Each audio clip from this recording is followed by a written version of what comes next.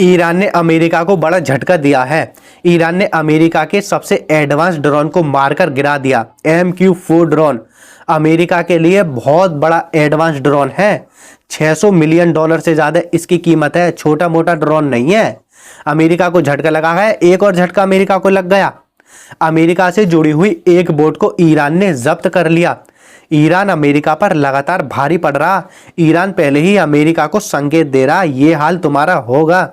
वैसे जो भी कुछ मिडिल ईस्ट में हालात बने हुए हैं, पूरी दुनिया की नज़र ईरान और अमेरिका पर है। हर जगह मीडिया में ज़्यादातर चर्चा ईरान और अमेरिका पर भी हो रही है। ईरान और अमेरिका के बीच जंग चलने वाली है। उससे पहले एक और नई जंग शुरू हो गई। अफगानिस्तान और पाकिस्तान के बीच जंग शुरू हो गई।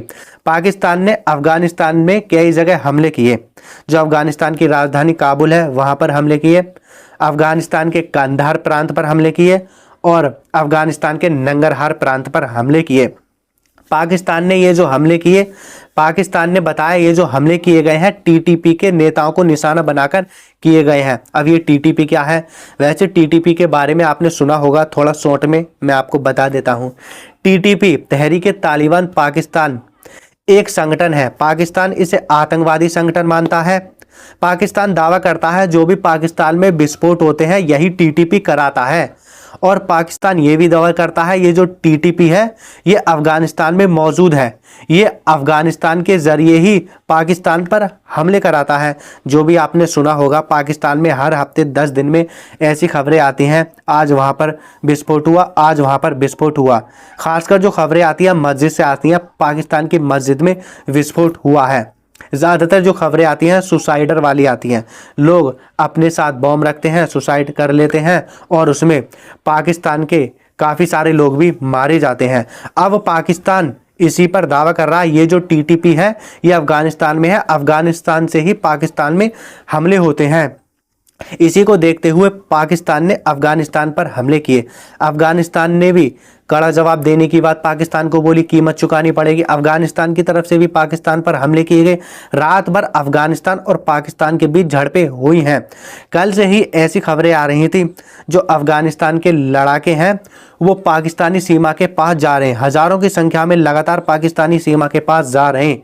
अब रात भर झड़पें चली। अफगानिस्तान में जो तालिबान सरकार है, तालिबान सरकार के लड़ाकों ने पाकिस्तान पर हमला किया है और रात भर झड़पें चली हैं।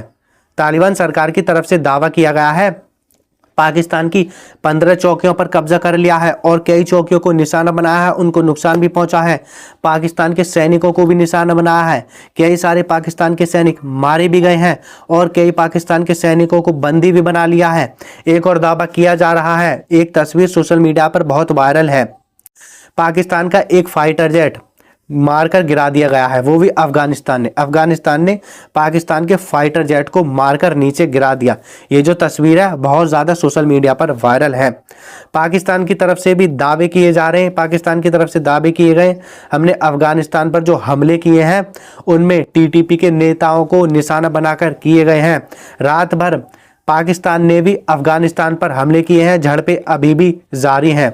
खैर, एक नई जंग की शुरुआत हो गई है। पहले ही हो गई थी लेकिन पहले भी ये जंग कुछ दिन चली थी, फिर एक और नई जंग चलने लगी। आगे मिडिल ईस्ट की तरफ बढ़ते हैं। मिडिल ईस्ट में हालात कुछ भी ठीक नहीं है। अभी 2-3 दिन पहले ऐसी खबरें आई अमेरिका का एक MQ-9 ड्रोन वो गायब हो गया। उस वक्त कोई ज़्यादा क्लियर नहीं हुआ, ना अमेरिका की तरफ से क्लियर किया गया था कुछ, ना सफाई दी गई, ना अभी तक सफाई दी गई है।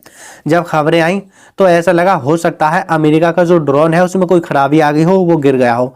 लेकिन उस तरफ जब क्लियर खबर नहीं आई, अब खबर आई है अमेरिका का जो MQ-4 ड्रोन है उसको ईरान ने मारकर गिरा दिया। ईरान ने या तो इलेक्ट्रॉनिक सिस्टम का इस्तेमाल किया, इलेक्ट्रॉनिक सिस्टम के जरिए अमेरिका के ड्रोन बिल्कुल वो जो है काम करना बंद ही कर दिया। ईरान ने अपने इलेक्ट्रॉनिक सिस्टम के जरिए अमेरिका के ड्रोन को जाम कर दिया और वो वहीं नीचे गिर गया। एक और ऐसी खबरें चल रही है ईरान ने इस ड्रोन पर हमला किया है। एक खबर ऐसी भी चल रही है ईरान ने एक नई तरीके के सिस्टम का इस्तेमाल किया है। अमेरिका का ड्रोन अपने आप ही नीचे गिर गया।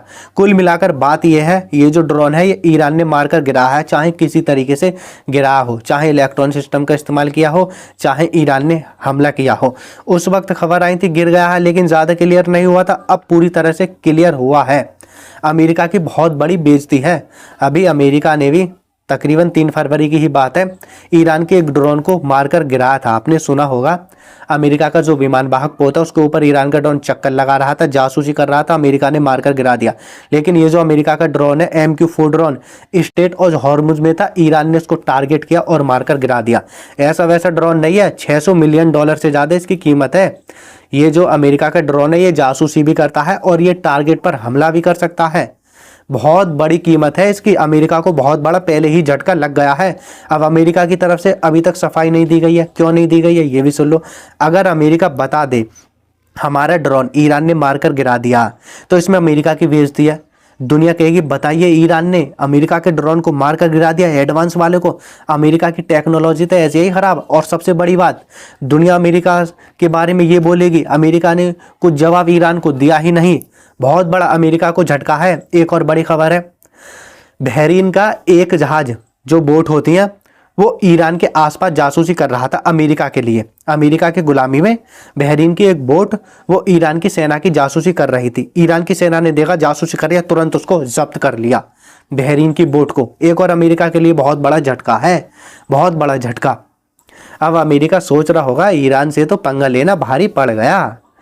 एक और बड़ी खबर मैं आपको बता देता हूं, ईरान का शाहिद 136 ड्रोन है, दुनिया इसकी दीवानी है और हर कोई इसको इस्तेमाल करना चाहता है, लेना भी चाहता है। अमेरिका को नहीं मिले, अमेरिका ने इसकी डिट्टो कॉपी बना दी, शाहिद 136। अब अमेरिका ने शाहिद 136 की कॉपी बनाई और ईरान के खिलाफ तैनात कर दी मिडिल ईस्ट में। पेंटागन ने इसकी जानकारी दी है। जो ईरान से जुड़े हुए ड्रोन थे शाहिद 136, उसकी जो कॉपी बनाई थी ना, वही ड्रोन अब ईरान के खिलाफ तैनात कर दिए, युद्ध में शामिल किए जाएंगे। बताइए, ईरान के ड्रोन का सहारा अमेरिका को लेना पड़ रहा, वो भी ईरान के ही खिलाफ।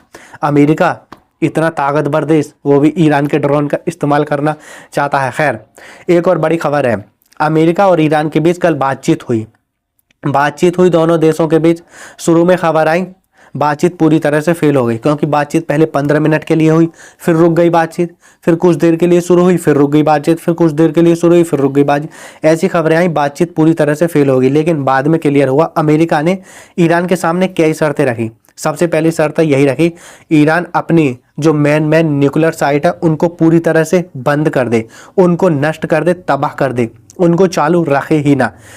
नातांज, Fordow, Isfahan, in nuclear site को अमेरिका ने मांग की है, इनको पूरी तरह से तबाह कर दे। ये वही वाली साइट है जो अमेरिका ने पिछले साल जून में हमले किए थे, इन साइटों पर निशाना बनाया था। इन्हीं को नष्ट करने की बात अमेरिका ने बोली है।